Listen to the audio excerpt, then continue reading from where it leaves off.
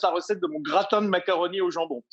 Ah, elle est connue celle-là. Hein. Ah bah oui, Oui. mais ultra régressif. Le mien est craquant parce qu'on aime bien que la pâte craque. Alors, il faut prendre des bonnes pâtes, hein, des pâtes comme disent les Italiens, des grano duro, pas des pâtes aux œufs, hein, parce qu'il faut qu'elles soient assez solides. Là, c'est des bio, tant mieux. Macaroni, là, c'est des casarecce, mais en fait, il faut qu'elles soient pas trop épaisses. Je vous montre, hein, il faut que l'eau soit très chaude quand on met ses pâtes et bien salée. Hein, moi, j'ai remis un coup de gros sel dedans, voilà. Et puis ensuite, on va commencer aussi gentiment à retirer la couenne du jambon, hein, parce que alors moi, je ne le ferai pas, mais ça, c'est pour les enfants, ils n'aiment pas. Hein. Je vais découper des lanières dedans pour mettre dans mon gratin. Bon. Alors, les pâtes, je les ai cuites 2 minutes de moins que ce qui est prévu sur le paquet pour qu'elles soient un peu fermes. Hein, parce que je vous ai dit tout à l'heure, j'aime bien que le gratin soit craquant, hein, que les pâtes soient un peu craquantes, gratinées. Le jambon est en lanière, j'ai l'emmental râpé et surtout, j'ai ma plaque à four où j'ai mis une feuille de papier cuisson que j'ai découpée pour la circonstance à la taille de la plaque. Ça permet que ça n'adhère pas. Alors, elle est non adhésive, mais tout le monde n'a pas ça chez soi. Ce que j'aime bien, c'est que ça soit pas épais. Il y a deux écoles, hein, le gratin moelleux ou le gratin craquant. Et moi, je suis plutôt de l'école craquante.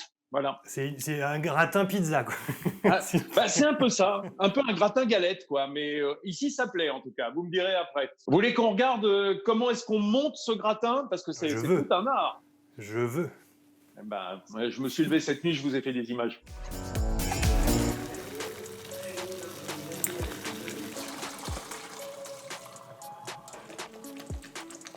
Bon, j'ai mes pâtes, j'ai mon fromage, j'ai mon jambon en lanière, très important.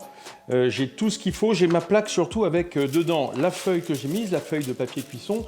Première couche, sur le papier cuisson, les pâtes. J'ai mis un morceau de beurre dedans, donc elles ont suffisamment de matière grasse et on les répartit bien dessus, voilà. On les répartit bien dans tous les sens pour que ça soit bien plat. Hein. Je rappelle, il doit être un peu craquant, donc pas trop d'épaisseur. Voilà, j'ai mis mes pâtes, j'en ai mis la moitié des pâtes au fond. Et là, ma première couche d'emmental râpé. Alors là aussi, hein, je répartis bien. Dessus, je vais disposer mes lanières de jambon. Alors, j'en mets un petit peu partout du jambon, je les répartis harmonieusement pour que tout le monde ait son petit morceau. Voilà. Et puis, on va faire une deuxième couche. Voilà, je remets la deuxième partie des pâtes. Je répartis en surface, j'aplatis un petit peu. Et il est temps de mettre la deuxième couche d'emmental. C'est celle qui va gratiner en surface. Voilà.